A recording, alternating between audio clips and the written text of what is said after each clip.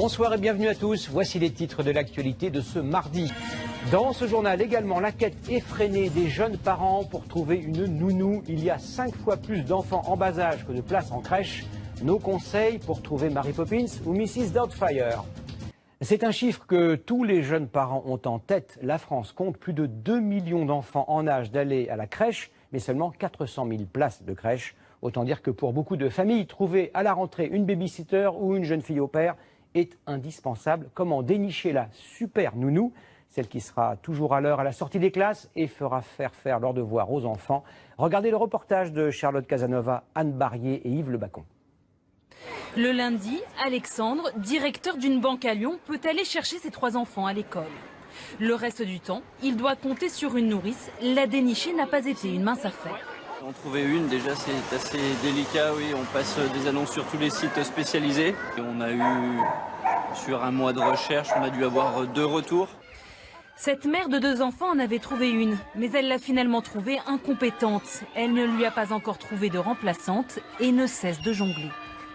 C'est l'angoisse parce qu'on doit gérer les horaires de boulot, c'est-à-dire un 8h30, 19h, et sans nounou, donc c'est des babysitters par-ci par-là. C'est assez compliqué, c'est quand même confortable d'arriver à 7h et que les enfants soient baignés et de juste leur faire à manger. Le problème se pose partout. Pour ce reportage, nous avons lancé des recherches à Paris dès le mois de juin. Surprise, c'est déjà presque trop tard. Sur ce site, toutes les demandes en rouge sont des candidats qui ne sont plus disponibles. Problème de disponibilité, manque de vérification des compétences. Les embûches sont nombreuses, même pour les agents spécialisés. 3 semaines après la rentrée scolaire, un organisme que nous avions contacté tente de se justifier. Chaque septembre, c'est la galère, soyons très clairs. Hein. Mais cette année, c'est encore plus long que les autres années. Alors, il y a tout plein de choses qui expliquent ça. Les emplois du temps qui arrivent chaque année un peu plus tard. Il y a aussi des personnes qui sont babysitters et qui, je vous dis, regardez, il y a des retraités, il y a des... C'est des étudiants chez nous, 90%. Et juste par curiosité, statistiquement, là, vous avez trouvé pour combien? 1 tiers des familles, 2 tiers des familles Ouais, je dirais même pas 1 tiers. En France, seul un enfant de moins de 10 ans sur 5 est gardé par une nourrice diplômée.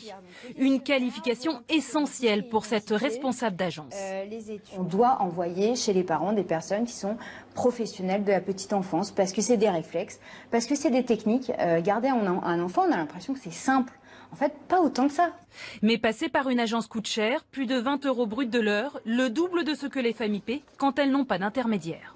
C'est la fin de ce journal. Dans un instant, la météo d'Evelyne Delia, puis votre quotidien express avec Yann Barthès et ses flibustiers, nos chers voisins et votre série Blind Spot. Demain à 13h, Jean-Pierre Pernaut.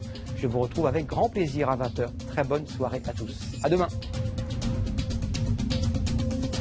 Retrouvez l'information en continu sur LCI Canal.